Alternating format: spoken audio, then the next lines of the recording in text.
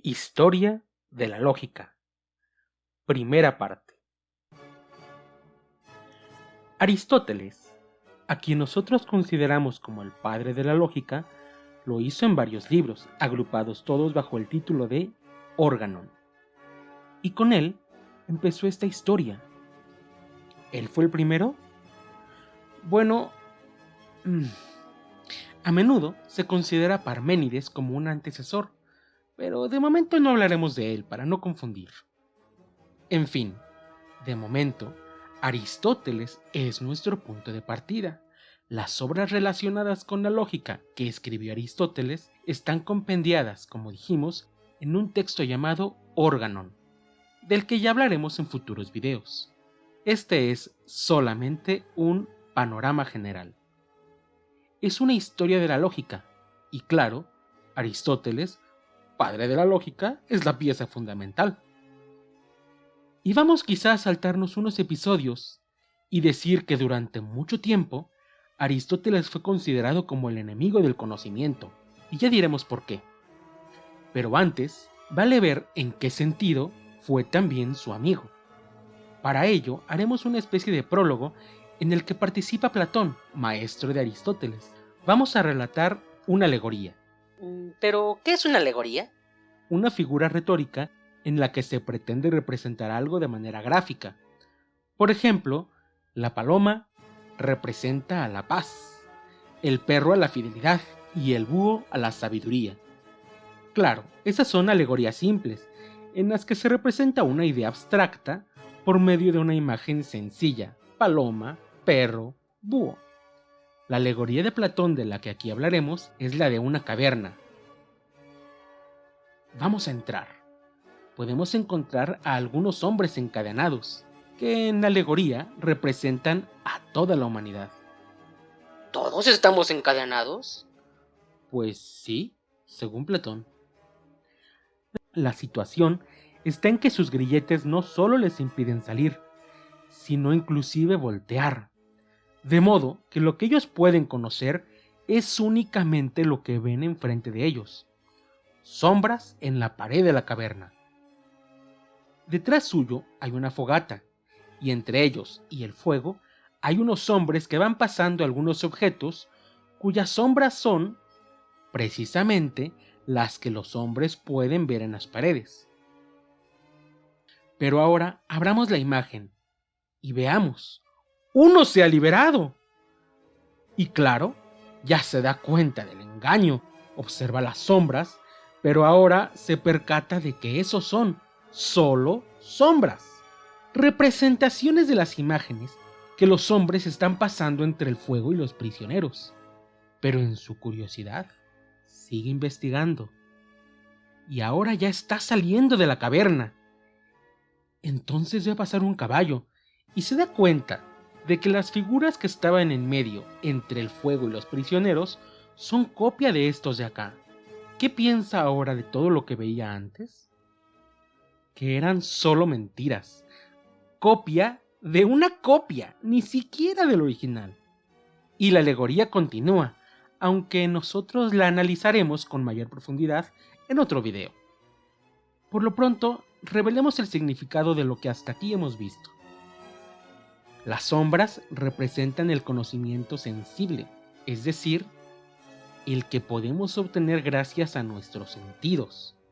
Y la filosofía consiste en desconfiar de aquel para alcanzar un nuevo conocimiento: el inteligible. ¿El qué? El inteligible, o para decirlo más simple, el que obtenemos gracias a los ojos, pero no a los del cuerpo. ¡Ah, caray! ¿Pero entonces tenemos otros ojos? Para Platón sí, por así decirlo, los ojos directos del alma o de la razón, es decir, nuestro intelecto.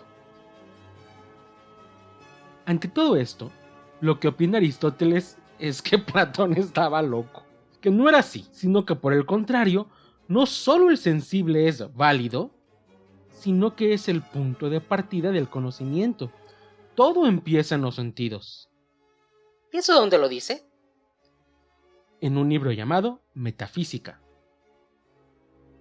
Entonces, en este sentido, Aristóteles liberó al conocimiento de la prisión platónica, que era la de una filosofía que parecía mágica, conocer las cosas sin ver las cosas. Claro, ya que si las viéramos, según él, caeríamos en el engaño de los sentidos. Pero bueno, esta liberación es claramente una gran aportación de Aristóteles. Y por supuesto, ser el programador del antivirus de las ciencias es también otra gran aportación suya. Entonces, en este sentido es que antes de convertirse en el enemigo del conocimiento, fue también su aliado. ¿Y cuándo se convierte en el enemigo? ¿Y a qué te refieres con eso? Me refiero a que con el tiempo, la filosofía aristotélica se convirtió en un obstáculo para el desarrollo de las ciencias. Y bueno, primeramente podríamos decir que... Vamos a poner una pequeña pausa y te haré una pregunta. ¿Sabes cuáles son los pasos del método científico? Pues observación, hipótesis, experimentación y resultados. Muy bien, pues de esas que has dicho, pongamos atención en observación y experimentación. Como hemos visto, y aunque sacando un poco a Platón de su contexto, porque el método científico en nada se relaciona ni para bien ni para mal con Platón, él no estaba de acuerdo con la observación. De modo que superar a Platón se convirtió en una importante aportación de Aristóteles. Por otro lado, el conflicto con él es que no apoya la experimentación. A lo que me refiero es a que Aristóteles despreciaba el trabajo manual, lo consideraba como algo denigrante, pues era el que hacían los esclavos. De modo que la ciencia debe progresar sin que haya trabajo manual involucrado. Pero, ¿cómo podemos hacer un experimento si no es con las manos? Pues eso sí, no se puede. Entonces, al despreciar el trabajo manual y solo disponer de las observaciones, la experimentación no era posible. ¿No es eso un obstáculo para el avance de la ciencia?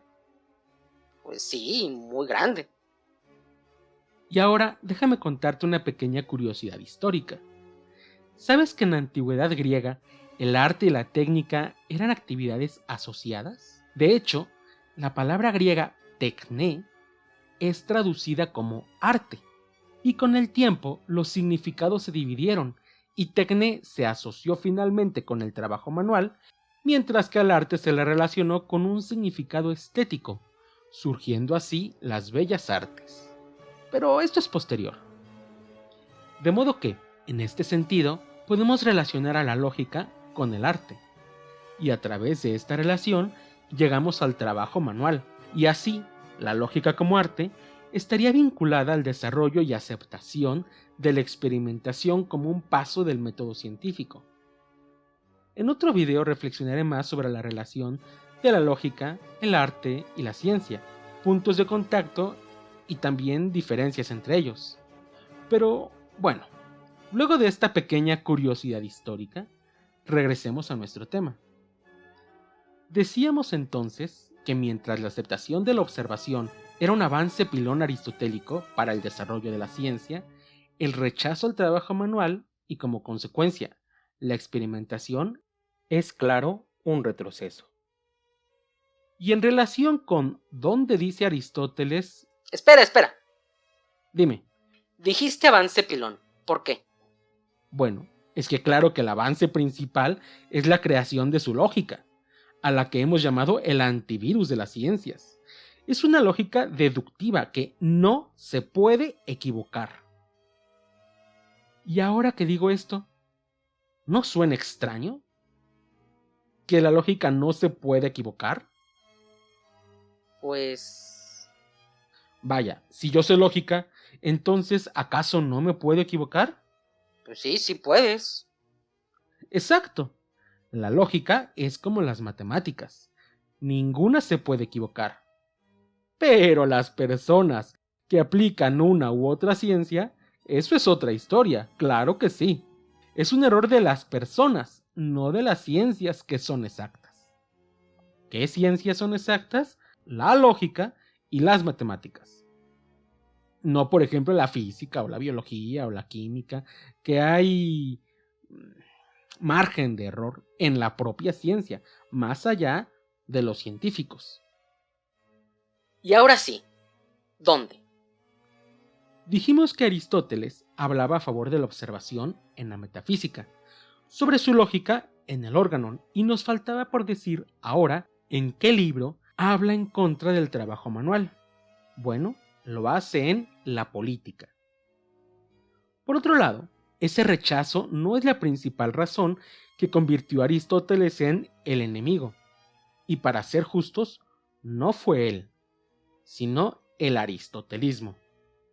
Para diferenciarlos, Aristóteles es el filósofo griego, y el aristotelismo es el respeto y casi veneración con la que se le estudió en los siglos posteriores. Durante la Edad Media, Santo Tomás de Aquino leyó la filosofía de Aristóteles, la resignificó cristianizándola, y con el tiempo, el prestigio de Santo Tomás ocasionó que Aristóteles se convirtiera casi en un bloque fundamental para el cristianismo, de modo que estar en contra de Aristóteles era casi tanto como estar en contra de la Biblia, lo que no es poca cosa en la Edad Media. Era peligroso estar en desacuerdo con la filosofía aristotélica. Te iba en juego la vida. No era que iban a decir, reprobado. No. Que te iban a llevar a la hoguera. Bueno, no a muchos, no a todos, pero hubo algunos. Giordano Bruno, en particular, es un caso interesante. En fin, las nuevas investigaciones científicas debieron, para poder florecer, atreverse a no estar de acuerdo con Aristóteles. En un momento en que en la escuela se enseñaba a Aristóteles y a comentadores de Aristóteles. Y a comentadores de los comentadores de Aristóteles. Y bueno, ahí le dejamos, pero esto era el aristotelismo. Terrible. Es como si los alumnos confiaran absolutamente en lo que les dicen sus maestros. ¿Y eso está mal? Pues claro, porque todos se pueden equivocar. Entonces está bien que confíes, pero no que confíes a ciegas. ¿O qué? ¿Yo no me puedo equivocar? ¿Soy perfecto?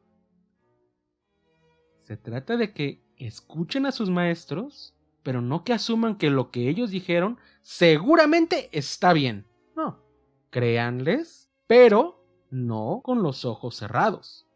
Se pueden equivocar, nos podemos equivocar. Por otro lado, regresando al tema y en intención de ser justo, no fue culpa de Aristóteles, sino del respeto excesivo que le tenían a sus libros. Aristóteles y más Aristóteles, Aristóteles lo era todo. Y ahora esto me hace pensar, existe un trabalenguas que dice: el rey de Parangaricutirimícuaro se quiere desparangaricutirimícuarizar. Aquel que lo desparangaricutirimícuarizare será un gran desparangaricutirimícuarizador. ¿Pueden hacerlo? Pero vamos a cambiarlo. Nosotros podríamos decir: el rey de Aristotelandia se quiere desaristotelandizar. Aquel que lo desaristotelandizare será un gran desaristotelandizador. ¿Pueden hacerlo? Bueno, ello no importa mucho. Continuando con nuestra historia, mencionemos a unos de los que más se destacaron en esta ruptura del obstáculo aristotélico y que dieron forma a la ciencia actual: Galileo Galilei, René Descartes y el que en lógica más nos interesa, Francis Bacon. Para no desviarnos del tema, omitiremos hablar de Descartes y de Galileo y nos concentraremos en Bacon. Comparemos entonces a Aristóteles con Bacon. Mientras el primero escribió el Organon y se le considera como el padre de la lógica, si precisamos, debemos decir que la aristotélica es lógica deductiva. Y podemos imaginar a su libro como algo majestuoso, publicado, empastado y con el filo de las hojas de oro puro. Tan importante es su lógica. Y la obra de Bacon, por su parte, un libro No, una carpeta. ¿Por qué es menos importante? Pues más o menos. No porque sea menos importante, pero porque se da a sí misma menos importancia. No es grandiosa, pero en cambio es más funcional. Sirve más. Un libro representa un conocimiento acabado, y si de repente hay nuevas investigaciones y quieres incluirlas, ¿qué puedes hacer? ¿Pegarlas con Prit sobre la pasta? O bueno, sobre alguna otra hoja que está por ahí, o engraparlas. No funciona. En cambio, en la carpeta de Bacon, si tú construyes nuevo conocimiento, siempre hay un lugar para ponerlo. Bacon, por su parte, escribió el Novum Organon, es decir, mientras uno el órgano, el otro el nuevo órgano, que era un nuevo sistema lógico. De manera que ya que estamos hablando de padres, Aristóteles lo es de la lógica deductiva y consideramos a Bacon como el de la lógica inductiva. ¿Y qué características tiene esta nueva lógica? Primeramente, se reconoce que se puede equivocar. Es decir, mientras la lógica deductiva es exacta y no se equivoca, la lógica inductiva incluye la posibilidad del error. Por otro lado, contrario a la aristotélica, esta le da importancia a la experimentación y a la publicación. Es decir, la ciencia deja de ser un trabajo individual para convertirse en uno de equipo. Debes publicar tus resultados para que les sirvan a futuros investigadores, que de otro modo tendrían que comenzar de cero. Todos nos ayudamos mutuamente. Además, la ciencia debe tener una utilidad práctica. Es decir, mientras para Aristóteles el objetivo de la ciencia era el simple gusto de saber, para Bacon el objetivo es facilitar la vida de los seres humanos, que sea útil, provechosa. En este sentido, Bacon es el padre de la ciencia aplicada, tecnología. Pero profundicemos más en las diferencias entre la lógica deductiva y la inductiva. Se suele decir, la primera va de lo general a lo particular, mientras que la de Bacon de lo particular a lo general. Muy bonito, pero ¿qué quiere decir esto? De lo particular a lo general, ¿qué significa? Pues bien, consiste en que observamos un caso particular. Por ejemplo, vemos un cuervo de color negro, y luego, a los 10 minutos, en otro sitio diferente, vemos otro cuervo, también negro, y posteriormente un tercero, también negro, y así uno cuarto y uno quinto, y con el tiempo vemos 50 más, todos ellos del mismo color, negro. ¿Cuál es la conclusión según la lógica inductiva? Todos los cuervos son negros. Es decir, después de ver casos particulares, se saca una conclusión general. ¿Y por qué es falible? ¿Falible? ¿Cómo dices? Es decir, ¿por qué decimos que ésta sí se puede equivocar? Pues porque, en rigor, no hemos visto todos los cuervos en el mundo, y sin embargo, estamos afirmando que todos son negros. ¿Y si acaso hubo alguna mutación y existe un cuervo verde fosforescente en alguna parte del mundo? ¡Claro que me puedo equivocar! Y que no lo haya visto no quiere decir que no exista. Y ahora veamos este mismo ejemplo, pero desde una perspectiva deductiva. Acá están representados en este rectángulo blanco todos los cuervos. Y como aquí vamos de lo general a lo particular, decimos primero, todos los cuervos son negros. Y la conclusión es que ese caso particular, ese cuervo bailarín, es negro. Voy de una generalidad a una particularidad. De momento dejémoslo aquí. Veamos otro ejemplo, nuevamente inductivo. Voy al zoológico y veo un tigre de color naranja. Y 2, y 3, y 4. Listo. Mi conclusión es que todos los tigres son naranjas. ¿Me puedo equivocar? Claro. ¿Qué hay de los tigres blancos? Como dijimos, la lógica inductiva puede equivocarse. Y ahora apliquemos este mismo ejemplo, pero ahora desde una perspectiva deductiva. ¿Qué sucede si yo asumo que todos los tigres son naranjas? Imaginemos que todos los tigres son los que están representados en el interior de este cuadrado. Imaginemos que no hay nada más en el mundo. Pues bien, entonces cada caso particular es naranja. Pues ya dije que todos eran naranjas. Aquí no hay error. Pero sí lo hay. ¿Por qué? ¿Y los blancos? Vaya, pero ese no fue un error en el argumento, sino que lo fue en mi conocimiento inicial, en mi punto de partida. Si lo recuerdan, en otro video decíamos que a la lógica ni le interesaba, ni sabía nada de biología. Pues bien, la lógica no sabe nada de los tigres, pero sí sabe de argumentos. Y si tú asumes que todos son naranjas, entonces implícitamente has dicho que cada tigre particular es naranja. Pero vamos a hablar de otra diferencia más.